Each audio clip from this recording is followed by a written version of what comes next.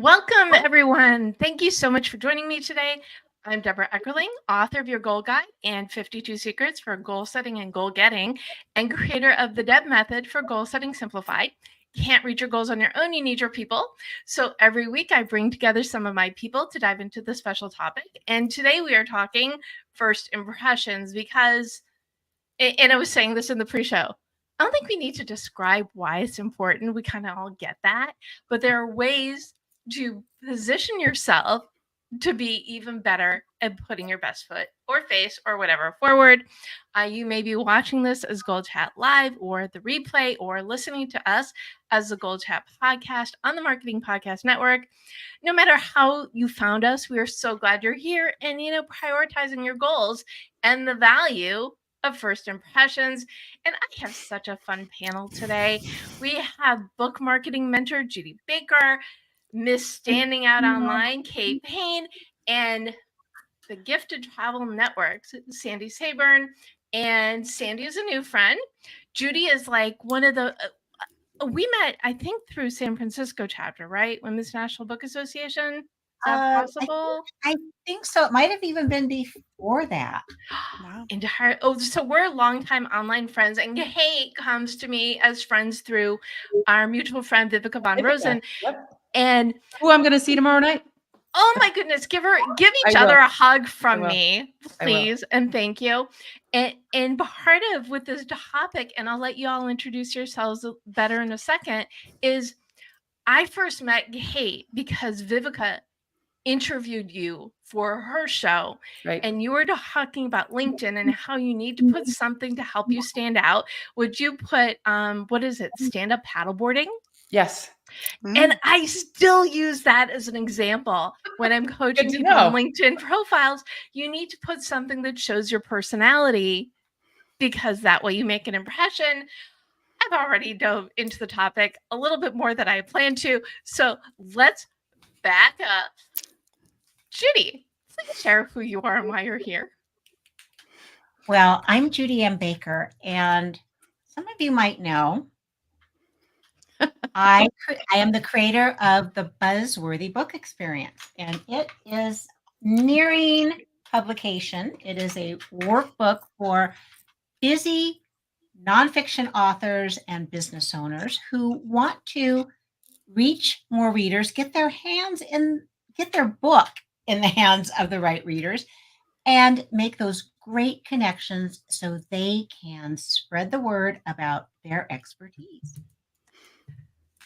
At some point, I need to have you on with my friend Howard Brown, who's the Shining Brightly guy. Oh, you know Howard. Howard's been on your show. Yes. We're both the Big C survivors. Yes. Right. But I think I need one more good prop person. So we've got you and your what are those called? Steely bobbers. Your Beely bobbers. My antenna, because I'm always picking up great ideas for authors. Ha! Nice branding. I'm sure we will talk more about this. Kate, great to see you. Welcome. Thank you so much for inviting me back, Deborah. It's great to be with you all. So I'm Kate Paine. I'm the founder and CEO of Standing Out Online. I'm in the 11th year of my serial entrepreneurship. So my background is originally as a journalist, and then I went into public relations for about 35 years, which also kind of aligned with digital marketing. And so I work primarily with women entrepreneurs who are speakers, authors, and coaches or executives who are well established in their businesses, who are wanting to stand out in ways that they haven't considered before. So I work with them on PR. LinkedIn is kind of my niche. It's my favorite tool to use to help you with your visibility. Mm-hmm. And there's all kinds of ways that I'm going to share with you today to do some quick and easy things that you can do to your own profile so that you can stand out. Awesome. Well, great to have you here as always. Thanks. Sandy, welcome to GoalChat. Thank you. I'm so excited to be here and excited. This is my first time with this amazing community of people. So I appreciate you having me on this evening. And I think we met I'm trying to remember through one of those podcasting boards. Yes. And I don't know if it was you or your people reached Yes. out. And so once a month, I host a meet and greet for potential guests because people would reach out and say, I want to be on your show. And I'm like, well, we need to be friends first. So that we became friends through the magic of online. Anyway, please it was share such who a you fun are. it was such a fun chat too. So yes, so I am an executive with Gifted Travel Network, and we are a community of travel entrepreneurs who have their own travel businesses all across the United States. And I also have sort of a dual personality of things to talk about here, because prior to getting into travel, I was a career coach. So I worked with a lot of people. And of course, when you're looking for a job, first impressions are incredibly important, because that's the whole heart of it. You've got about 4 seconds. So we'll be bringing both of those hats, wearing both of those hats today to talk about making first impressions with my experience and background. So I'm excited to chat about it. And I am all the fan of the multiple hats. For those of you who don't know me, so I am an author. My next book, 52 Secrets for Goal Setting and Goal Getting, is coming out in January. I do workshops and speaking. I'm actually speaking for grand authors for Judy Baker tomorrow. So if you're listening this on Monday, you can still sign up for Tuesday. And I also, my main thing that I love helping people do is helping them figure out that path, that course for their life. Usually that also involves writing a book. So I have this specialty in book proposals, which is all about the first impression, right? You need to grab people, whether it is online through LinkedIn, through meeting in person, and or through engaging people through your words. That first impression is like everywhere. And it is everything. And again, I'm not going to ask why it's important because duh. But what I will ask is what goes into creating that first impression. And I'd love to start with you on this one, Kate. Okay. Well, like you said, duh, it matters. It matters whether it's online or off. It matters across the board, especially in this day and age with so much sort of noise out there in the world. That standing out, making a good first impression is critical. And to create that, you need to show some personality. You know, we use the word, it's kind of overused, is authentic, right? But it's true. Be yourself. Show your personality, because that's what's going to make you top of mind. That's what's going to make you memorable in someone's mind. Think of ways when you first meet somebody at a networking event, for example, or a conference. What are ways that you can find out about something that's a little unexpected? So instead of saying like, what do you do? Be like, so what was the most interesting vacation you've been on this year, or something like that. So these are the kinds of things that people don't expect, and they're easy to do. And then it makes you memorable. And so then they'll remember that conversation, because it won't be that formulaic kind of conversation or introduction. Awesome. And we'll go into the tactical about how you could show yourself online and in person. But first, I will let my other two panels put in their 2 or 3 cents. Sandy, what goes into creating that all-important first impression? I think particularly, obviously, if you're in person, but this also applies when you're on the phone or on via technology, you're communicating with somebody.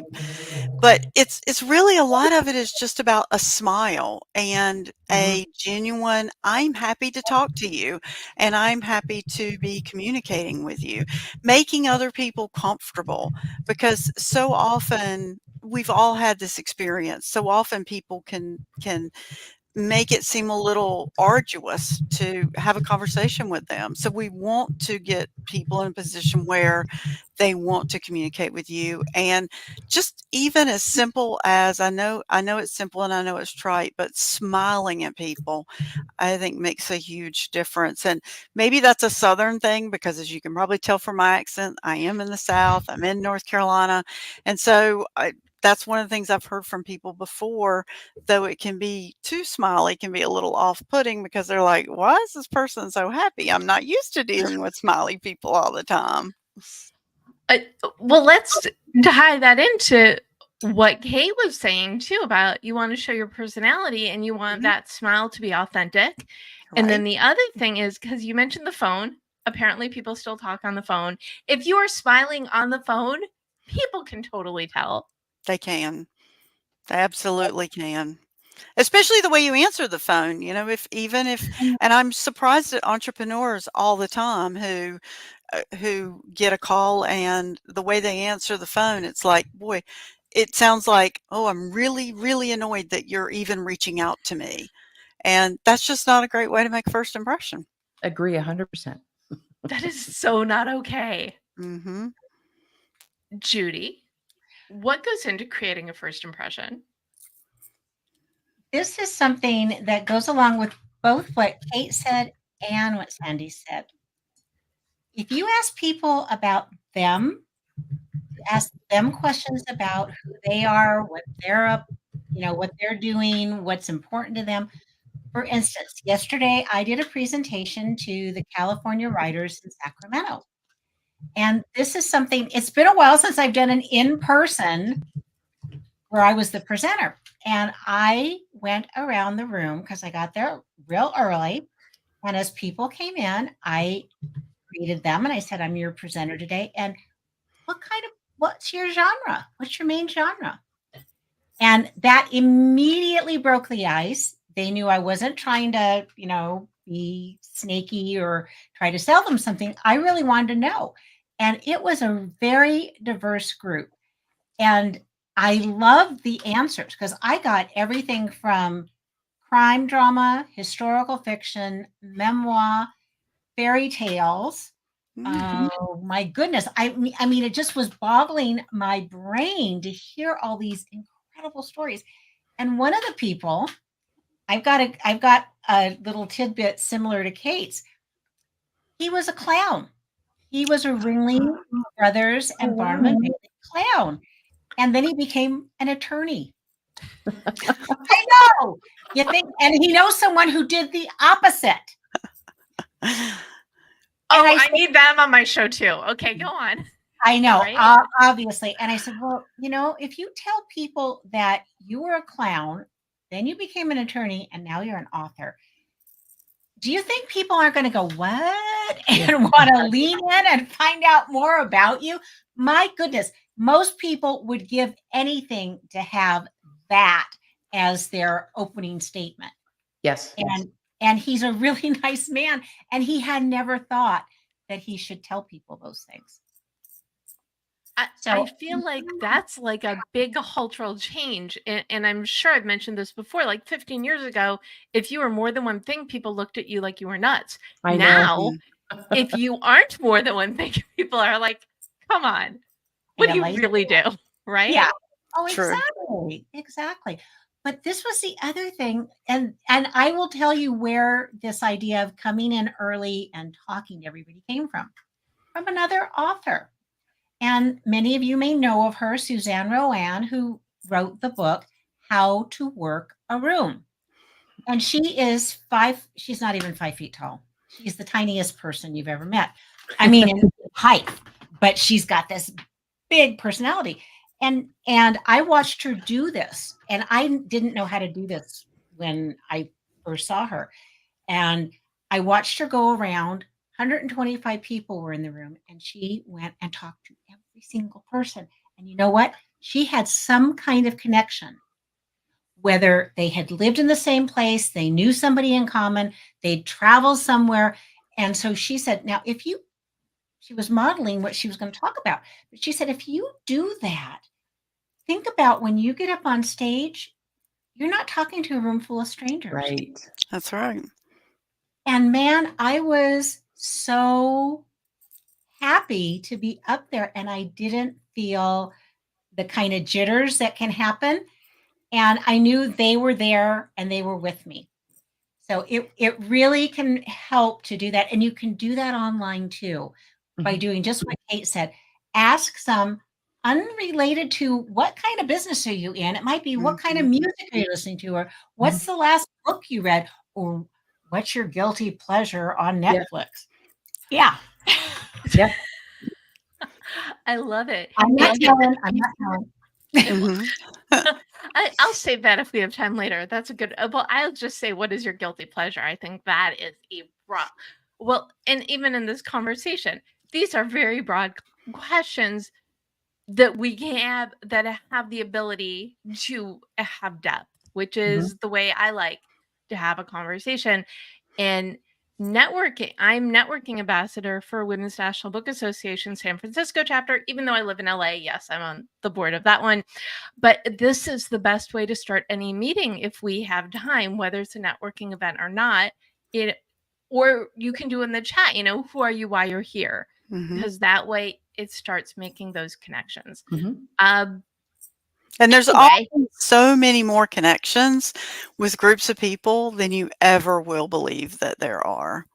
People in common or locations Right. or schools. It's just incredible. So we're going to go back to the softball questions before we get into really tactical-y stuff. Well, we might get into that sooner rather than later.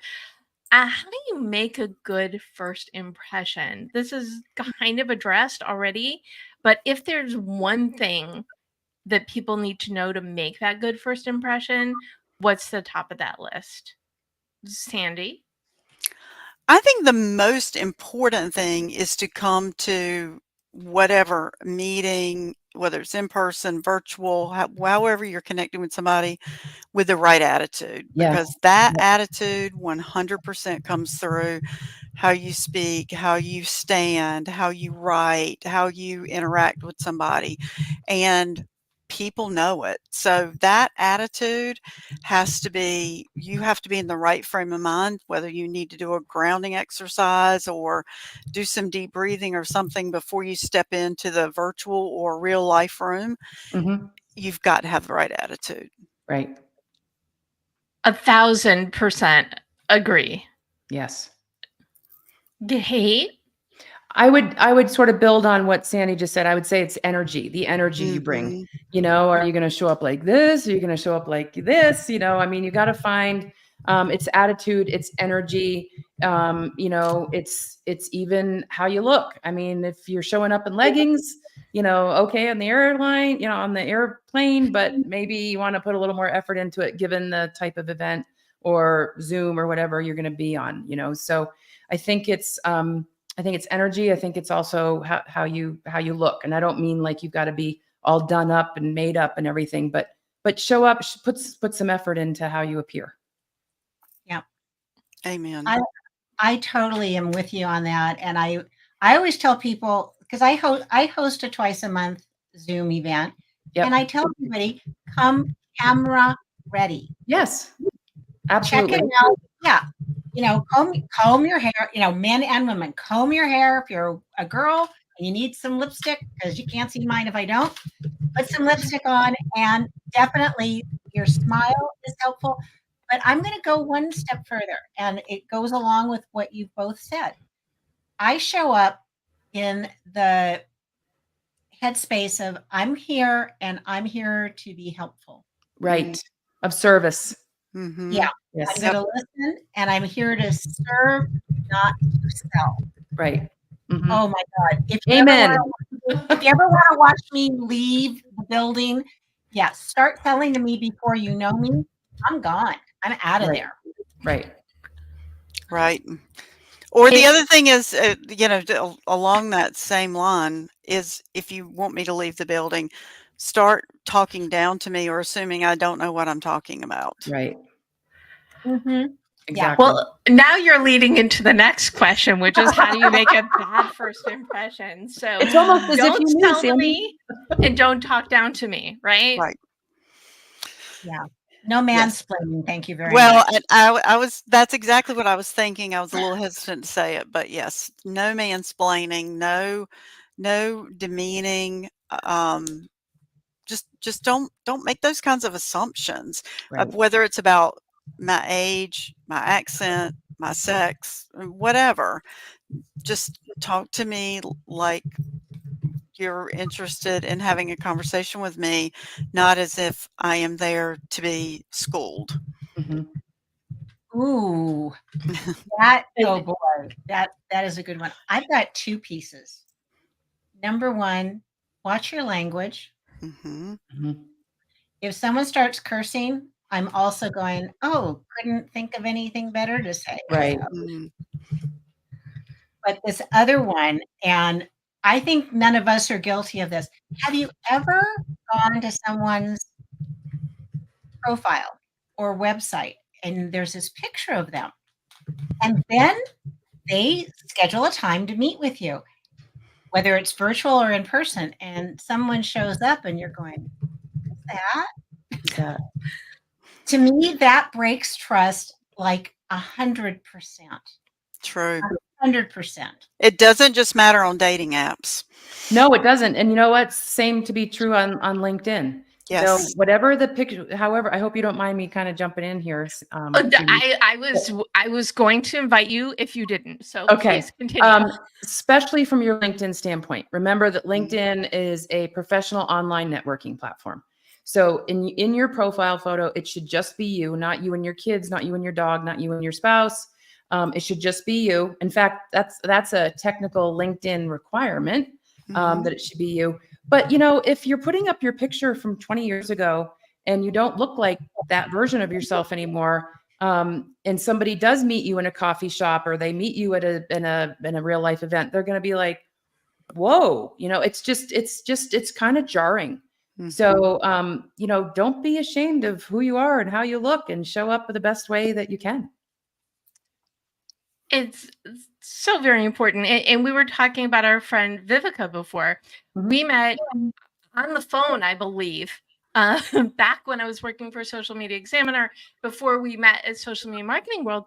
But when we met, we knew each other because even though it was a phone Right. conversation, Yeah. we were familiar enough with each other's online presence. I believe at that same event, someone who I had never met before came up and gave me a great big hug. Remember when we used to be able to do that without thinking twice? Yeah. It was like, oh, it's so great to meet you. And it's like, and after a second, I figured out who it was, but it was like, yes, you should be able to embrace people when you meet them online, metaphorically, emotionally, whatever. Mhm. You meet in person after you met them online because you feel so Right. comfortable Yeah. Yes. Yes. with those sorts of things. I do want, because we didn't address this as much when we're talking about making a good impression, so I want to circle back. These are things you shouldn't be doing, and most of them are virtual but also count for in person. But how do you make a good impression online in addition to looking like yourself? You hate? Want to start with this Well, one? I'm gonna come from the LinkedIn standpoint again, because that's kind of it's my favorite tool. Mine too. And we're talking about business. I mean, we're talking about any personal and business, but I'm kind of keeping it more business for the sake of this conversation. Is again, show up as who you are, show some personality, but also do not come across as a resume on your LinkedIn. Come across as a resource versus a resume, so that you are talking about who you are, what you do, and how you help, the outcome that you provide, instead of all me, I this and I that. I've been in the CPA for 20 years. I've done that. You know, those are all aspects that will come out in your experience section, just because you're going to list your career journey. And so people will see kind of what you've done. But use that about section. And I'll speak to the headline thing that you mentioned too, Debra, but use a couple of those features of that platform to show who you are, what you do, and how you help. And that you can do in the about section. And one of the quick tips I'll just give you is, in your intro of your about section, keep in mind that if somebody lands on your LinkedIn profile and they scroll down to that about section, LinkedIn only shows the first 2 lines of your about. And then there's a little link that says see more to open up the whole thing.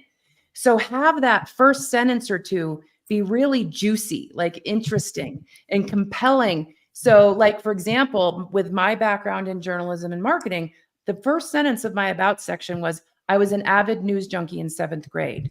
And then I went into that I wanted to be the next Diane Sawyer. And then I talked about briefly my internship in college at CBS Evening News with Dan Rather. So it all sort of tied together, but it was unexpected. And people, it retained their attention. You captivated their attention. Now, on the headline, which Debra was referring to, you have 220 characters for your headline, which is the little section that's under your name. And that's where you want to put industry keywords for what you do. Okay. So it's not necessarily your job title. No one's going to search for me as the CEO and founder of Standing Out Online. Not going to happen. Nobody's going to search for director of marketing, because if they do, they're going to get a gazillion results, whether it's Google or LinkedIn. So think about the words that you want to use to describe. Like for me, it's like LinkedIn profile coach, disruptive PR, something or other. It's all there. But it's something that's different, because you want to think about what is it that someone might type into LinkedIn search or Google search to find someone like you if they don't know your name already. And so, and then what I advise my clients to do is that last little nugget that you want to leave people is throw something in that's a little quirky and unexpected. For me, I put in paddleboard fanatic. Other people have put in, dog mom. It's not like you're trying to be Facebooky. It's just, you're putting in all the things about your profession. But if nobody read any further than your headline, they'd get a little bit idea of who you are, what you do, and the little fun piece about it, which can be an icebreaker to a conversation and be a good first impression. I love all of those things, because this is and I am also from the school of share what you do, who you are, how you help. Again, the service thing, Right. But the quirky is what people are going to remember. And I think what I use to count for quirky is my food podcast.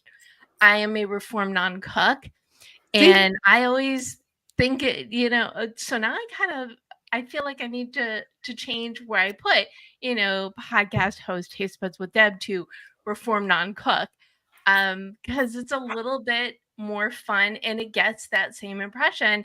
And going back to the commonalities, there are so many people like me out there. Right. As there are, and I just have to mention with the clown thing, Judy, there are so many lawyers who are now food writers, cookbook authors, and chefs. Yeah. It's amazing. Are you kidding me? Oh, Judy, that's great. Now, if you are listening to this, Judy just put on her clown nose, so she traded the little bee buzzy blinky things for a red nose. So thank you for. Ouch. I'll just give you a quick story. My favorite headline was a client I had who was a financial advisor who had a financial advising firm in Delaware and another one out in LA. And on his personal profile page, his last little quirky thing was closet meteorologist. And when we were talking, I'm like, what?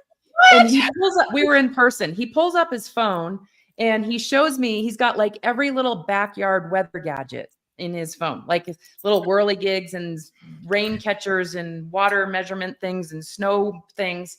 And he said when he grew up, he wanted to be a weatherman. But he has told me, and he still reaches out 6-7 years later, that one thing on his LinkedIn profile has definitely been an entree to a conversation or an icebreaker to a conversation. And he's convinced that people have reached out to him for that. So be clever, but be real. Going back to the way we started, which is you want to show personality and be authentic, right? But in the real way, not the buzzword authentic way. Absolutely. Yeah. So, Sandy, what tips do you have for showing who you are online? I love the tips of being quirky and being just showing some different,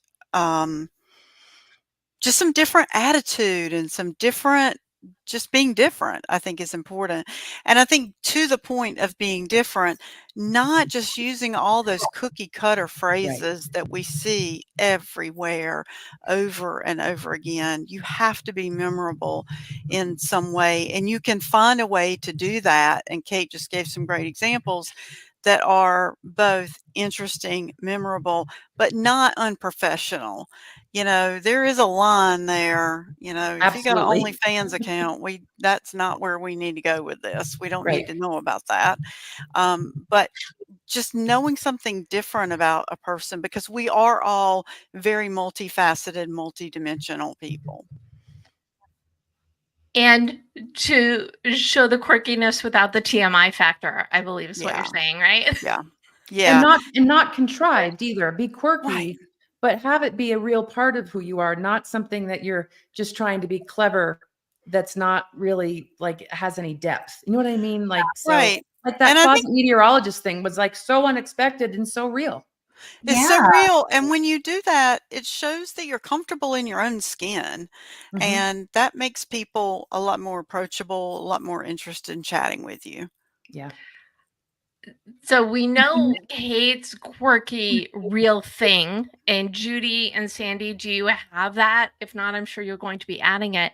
What is the quirky thing that you think people would be interested to know? Because now I'm curious. Well, a lot of times I said this earlier, a lot of times I make reference to, being very Southern and saying things like, I'm so Southern it hurts, or, things I make reference to that a lot because sometimes people will say to me something about my accent and I'll say, I have an accent? I didn't know that. And, just a little self-deprecating humor. But then I also will reference sometimes either whether being a Formula One fan, sometimes depending on the audience, being a Formula One fan or a book nerd or an Anglophile. So the only television I watch is British television. So just sort of different ways to connect with different people. See, I kind of like the whole Southerner obsessed with British television, but that's I just know. me. I love that too. There's a whole story there. There is a whole There's story a there. story arc there, Sandy. There is. I would And say so, that. and so, Judy, what is your fun quirky thing? Well, I'm actually looking at a picture of it. And if you don't mind, I'll go grab it off it's right in my room. I'm going to grab it off my bulletin board. Oh, it's show and tell time. It's show and tell time. And I think And again, if you are listening to this as the GoalChat podcast on iTunes and or your favorite podcast network, we will describe it as well. What is that? Okay. Well, the person kneeling, I'm trying to get it so it's not glaring. Right. I know I'm doing a very good job of it. That's me. I'm 9 years old. My first role on stage, other than my backyard, was as Romeo. And that's because I was the tallest girl in class next to Heidi, who is the girl playing Juliet. Isn't that I funny? then went on to play Kate in Taming of the Shrew. Taming of the Shrew. Yes. And I went to San Diego State. One of my college classmates was Julie Kavner, who then became Marge Simpson and has acted, with Woody Allen. So I have been a performer for most of my life because, like a lot of comedians, and I'm not usually so funny, I'm very shy. I am. I think you're very funny. But I'm shy. And that's why I volunteer all the time, because otherwise I would just be hiding in the corner. So your quirky thing could be like shy performer. Exactly. That's a great Which is term. like, I'm happy, but otherwise you won't see me. so Kate, I feel like we need to dig a little bit deeper. So is there something in addition, because I feel bad you didn't get to answer this question. Something else that you feel really leans into your sense of quirky and self? Can you? Wait, I thought I did answer the question. And I missed. Oh no, you did. I just feel bad because they got to dive deep into, I got to analyze them and we got to bring out their quirkiness.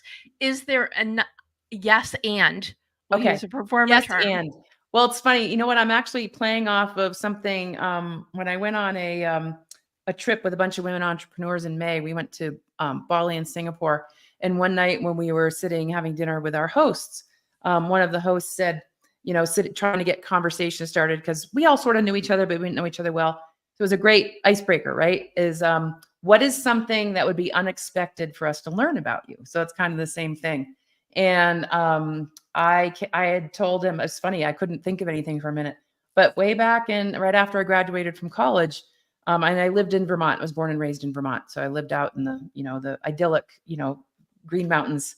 And I got really fascinated by hot air balloons. And I was a photographer at the time. And so I used to get hired by hot air balloon pilots to go in a friend's balloon, go up in the air and take pictures of their balloon for their brochures and stuff.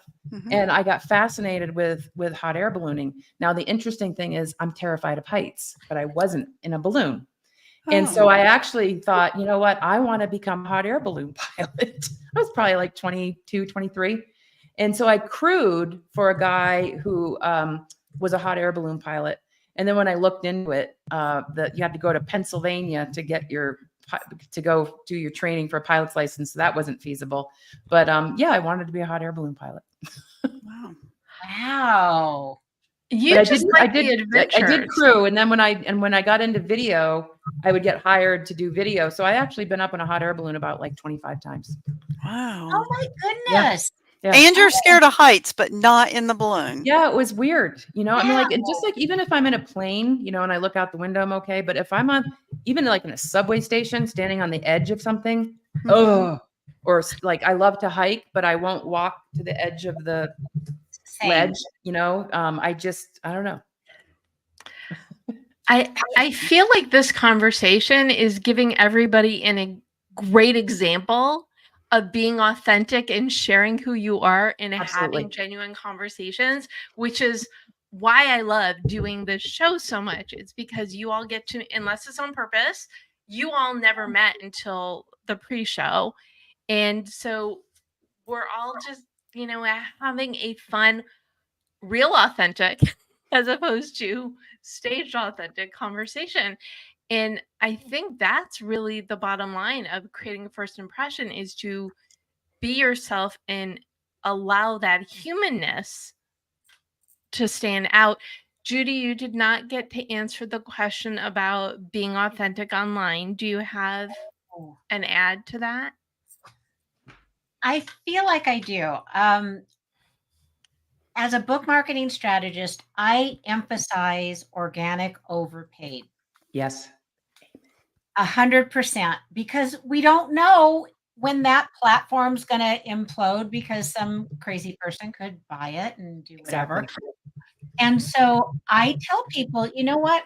If you show up as you and you're always sharing something of value or something fun, it doesn't have to always be like, oh, here's this next thing to know, but you're doing it in a way that serves your audience and you show up as you're going to be so much appreciated, because we've all seen slick, we've all seen stuff that's engineered, and I'm trying to think what the term for it is. Well, it's like, yeah, I use Photoshop, but if you see my picture, I didn't Photoshop my picture. My picture is with the wrinkles, with the gray hair, that's really me. And I feel the same way about the information I share online. It's good information. It is as good as I can do for right now. I'm not trying to fire hose people. And one of the things, and Kate, you'll probably echo on this too. A friend had suggested this, and then I did it. So I started a newsletter. I'm not 100% consistent yet, but I started a newsletter, and I suddenly got, now I think I'm up to about 700 subscribers. And I have a second newsletter with a friend, and same thing. We mentioned it maybe once or twice in our email, but we didn't tell people to, hey, come on over and do this. We are simply sharing quality information that people can use. So my personal one is based on how to get more buzz for your book. The one that I do with Brett is about how to, well, we're going to change the name of it, but it was called Author. I know we're always doing this. Spotlight on Authors. And I think that's the whole thing. You know, the people I know who have longevity aren't in it for the quick buck, the quick hit, Mhm. Right. you know, not the Kardashian effect where, oh, I'm not trying to be somebody who's plastic. Right. Exactly. Yeah, and so that's to me how you build a real community, and people want to trust you because you're not trying to hoodwink them or give them a false impression. Right. And people want to do business with people, and people want to do business with people that they, we always hear about know, like, and trust, but I kind of put a little twist on it and do know, like, and care, Yeah. Oh, so, nice. Yeah. that's, I just think more and more, I think in some ways that was the upside to the pandemic Mhm. is, Mhm. I mean, I'd been on Zoom for 4 or 5 years before COVID. And Mhm. I mean, I was still sending out a little guest information sheet, like, let's have this meeting on Zoom and here's how you do it. Here's And what then it of course, is. then the COVID, I never had to do that again. But remember that instance with that guy that was on CNN, and he was all dressed like with a sport coat and tie, and his toddler came in the back door of the office, and the wife's chasing them on the walker, and then the little other kid walks in, and mayhem happens, and everybody's like, but that was so real, It and was. everybody could relate. He was mortified, but that was a And lesson. his wife was mortified. I know. But It that was was a lesson in this is the way our world is now, Mhm. and so what you see is what you get. So, obviously he was still like his first impression. He was all done in a professional setting. But what I think what's been nice is that I think we're a little more forgiving that Mhm. if something that's unexpected happens, that's just, a mistake or whatever. I think we're just more forgiving, and we can all laugh because we can all appreciate it because we've all Right. been there. Yeah. And I think people can see through people who are inauthentic Oh yeah. so quickly, more quickly than people think. You can't get away with that for long. Well, it's almost like people who do video. Right. Like for years we've always had to get like the polished video and pay for a 3-camera shoot. And there are needs where you still need that. But Sure. in Yeah. this day and age now, if you're out and about and you're being authentic, or you're doing a behind the scenes thing because you're at a networking event and you do a live on your phone or whatever, like people love that, because they're seeing the real you. Right. Oh, and in fact, the group I was at yesterday, they recorded, but I also recorded on my iPhone Right. because I'm going to have both versions, Right. but it's helpful. And I think that we did learn that. I mean, I was a telecom minor when I was in college. So I majored in theater, minor in telecom. And I still remember, I almost said this this morning because I was having Zoom weirdness, but um, we were gifted 3 of the original Dalek kind of cameras from Desi Arnaz Oh my Oh, gosh. wow. at San Diego State because he was friends with Mr. Yeah. Powell, who was the head of the department. Right. And I still remember, I mean, my God, they were as tall as I am. Right. And Lucille Ball it wasn't him. It was Right. Lucille Ball who said, "Oh, we're going to do a 3-camera shoot and we're going to do all these innovations." And if you just go through her resume, Mhm. all the innovations and things she did, we are still reaping the benefits of that. Right. Mhm. But of course, we still have people who said, "Oh, it has to have been the man," but it wasn't. Right. Love that, Judy. The reason, and you were talking about the authenticity and real life. This is why I love doing this show. And we're recording live. You can watch the replay. I put this up as is to the podcast platforms as GoalChat on Thursdays. So it's you can't. This is like the most fun I think you can have with total strangers is having a directed conversation and seeing what comes of it. For Mhm. me, it's people say, "What is your favorite way to network?" It is this. Exactly. And I said before, Kate and I haven't seen Kate, I think, since the last time she was on the show. It was time to reconnect. Sandy found me through, the most random way possible. that's fine too. And as I said before, I've seen Judy on and off for several years. You never know. And this ties into what I'm talking about tomorrow for Grand Authors, which is setting networking goals. You never know what's going to come of a relationship. That's right. Absolutely. Yeah. You know what? I'll I- never forget Judy and Sandy, not only for their quirky little story share, but because of their story share, I'm always gonna remember what Judy does, and I'm gonna remember what Sandy does. And Mhm. it's always gonna be in my head, you know, and that happened completely organically. And to call back, I always remember my first impression of you was talking about the paddleboarding Yeah. on Vivica's show. And I was thinking about this because it's a great example for speaking tomorrow. So my new book that's coming out, 52 Secrets for Goal Setting and Goal Getting, be out by Mango in January. It's 52 secrets, but they're actually, I interviewed 60 people in a variety of areas from entertainment and food and tech and business. I know every single person in the book. There were either a first degree connection or an introduction from someone who I had known, who I respected. And you can't do that if you're being someone else. Right. You can only do that if you're developing relationships, not knowing, what'll come of it, but just really wanting to get to know people and having them in your life, but also their tribe in your life. Exactly. Yeah. Before we go into goals, because Kate touched on this when she was talking about the first impression was the newscaster being professional, and then the second impression was all the chaos. How do you keep that first impression? Or do you want the second impression to be everybody going amok?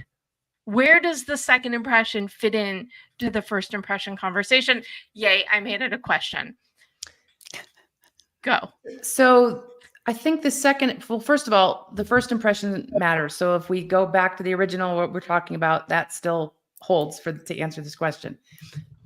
However, if the bad thing happens or the thing runs amok, then people will be forgiving, because you'll have already made that good first impression, and now they just see you as human, because what the mistake I made is the same mistake they could have made, and so now everybody's sort of like relatable, right? So the other piece, and I don't know if this really addresses your question, but I don't know, I just got a little download on it, is consider what your own personal values are. Mhm. Because whatever you value for yourself or in others, primarily yourself, is what you want to show up, right? So one of the exercises I did with a business coach last year was to really do this deep dive on my own values. And one of my very first values was integrity. And so I always try to be in my integrity with my clients and how I show up online and off and everything. But then I also joined a women's entrepreneurial organization that is a values-based organization. There are 9 things that we cite before every meeting. And when one of them is give first, share always. And the other one is not original, but it's lift others as you climb. And so I think when you are clear about your own values and what you bring, then I think that just plays into the whole impression, whether it's the first or the second or the 10th. And it's being who you are in an authentic, I love that word, way, right? Yeah. Yeah. It's grounding, I think. Yes. Foundational. And Sandy, where do you think the second impression comes in? Well, I think I agree with everything absolutely that Kate said, and I think that the second impression is just once you've sort of crested that wave of the initial connection. Okay, I'm making some instant decisions about whether or not I think we can connect as human beings or on this particular topic, depending on what the situation is. Then I think the second, to echo something that Kate said, was, and I agree, sort of a love-hate relationship with this word, is how authentic you are. and there's a judgment coming about every other thing that follows that first impression. Is it true to what we've learned about one another up to this point?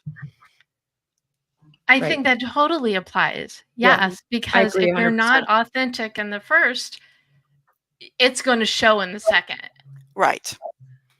And so if you've contrived this way of, oh, I'm going to have this first impression that's not accurate, then it's going to fall apart when you become who you really are. But if you show up as your authentic self and focus on the giving and how can I be of service to other people, Mhm. then that's going to come through, and it's going to just make you more open to what the other person is saying, and they're going to be more open to what you're saying. And so a more genuine connection can happen. Mhm. Love it. Love that, Sandy. Judy, Yes. your thoughts on the second impression? What came up for me this past year, there was someone in my network of people who I thought was very clever, very smart, very caring. And this is only the third time this has ever happened in my life, partly because it's not the way I roll. It turned out that this person was a crook. I mean, a crook who has an arrest warrant out for him, and he defrauded a number of people in our community. And it was so jarring because I thought, why, if you're so smart and you have all these gifts, why would you ever go down that path? Mhm. Now, this may be a little bit darker than you were expecting, but I think about this in relationship to, we have celebrities, we have real people, we've got, thought leaders. And when I think sometimes, I know I've done it, hero worship, I put somebody on a pedestal instead of going, oh, wait a minute. They Mhm. may have achieved a certain level of success, but they're still human beings. And being a little more accepting that nobody's perfect and that we all sometimes have unexpected things show up in our life.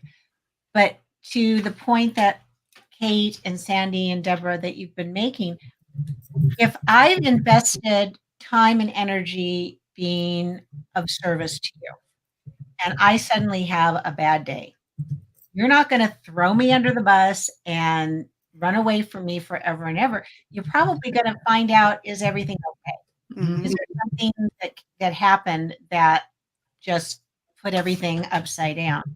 And I had the experience of always being the person giving to other people. And when I had to ask for help when I was sick, it was very humbling.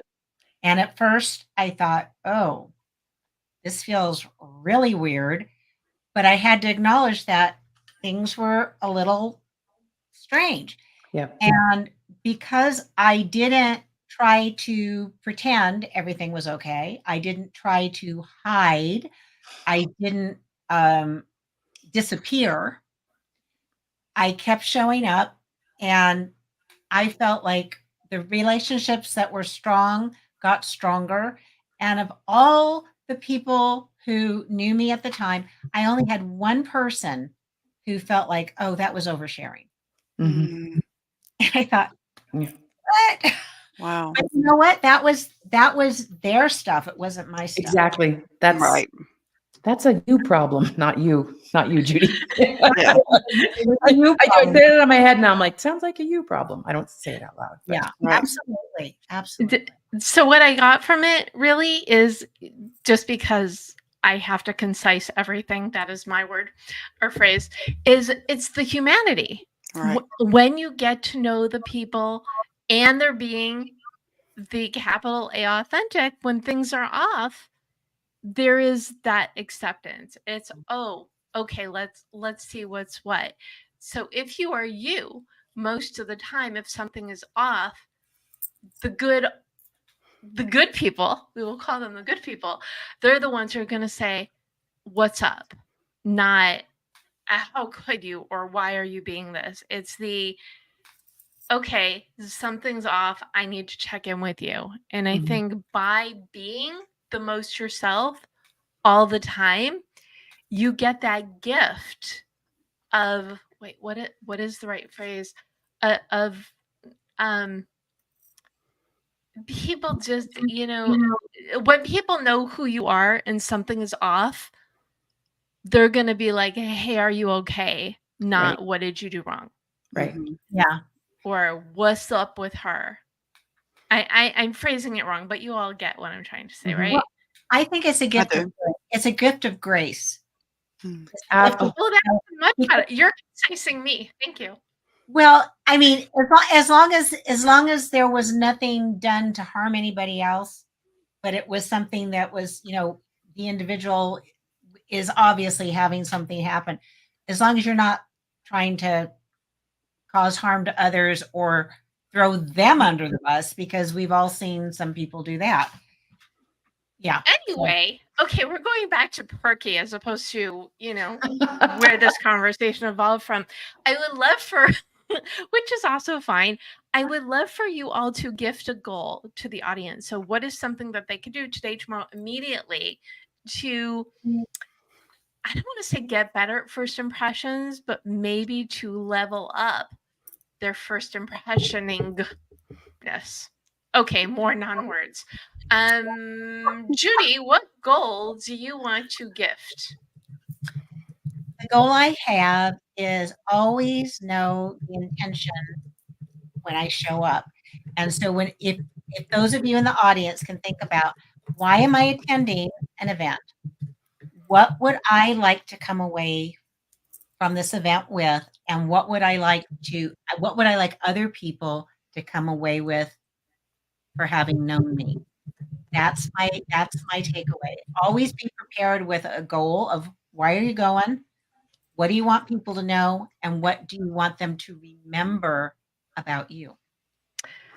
And I think that also applies to your online presence. Know what intention you want to put out in the world as well. Amen. Okay, Sandy, your goal? My goal for everyone is to, first of all, give yourself permission, because sometimes I think we need to be given permission, but give yourself permission to be authentic, to be who you really are. And the goal will be to check in with yourself and see, am I living up to that? Am I being authentic? Ooh, I love that. That's great. It's like a self-homework. Yeah. Yeah. Fantastic. Okay, Kate, what goal are you gifting? What's a little bit of a challenge maybe. So if you haven't, any of you that are listening, Google yourself and see what shows up. I guarantee you that your LinkedIn profile will show up before anything else. And so remember, that is where you could be making a first impression, is if somebody did meet you or has your name and they Google you, your LinkedIn shows up first, they could go there. And if your LinkedIn profile is not that great, that's going to be a really negative first impression for you. So Google yourself, see how you show up. Even my LinkedIn profile shows up before my website. And then show some love to your LinkedIn profile. Talk about who you are, what you do, how you help. Tell little mini stories that relate to the work and the outcome you provide. So it's not just all about you. Be that, resource versus a resume. Love it. Such great information. And I love that we were able to capture the in-person as well as the online first impression, because they really do work hand in hand. Because in this world, you're going to meet people both places. And it used to be you would meet people in real life and then continue the conversation online. These days, it's more the opposite. But this is how you develop and create relationships over time. Wonderful, wonderful tips. Friends, where can people learn more about you and all you have to offer others? Judy? You can find me on LinkedIn under Judy Baker, but there's a lot of Judy Bakers. But if you put my website in there, you'll see bookmarketingmentor.com. And in fact, that's in my LinkedIn profile. And people can make an appointment to have a conversation. Excellent. And Kate, where can people learn more about you? You can certainly find me on LinkedIn, and it's Kate Paine, Paine. And my business is Standing Out Online. If you go to my website, standingoutonline.com, I've got my social share buttons there for LinkedIn, YouTube, Facebook. And there's also a way to message me through my website, or you can email me at Kate, Kate, at standingoutonline.com. Awesome. And Sandy, where can people learn more about you?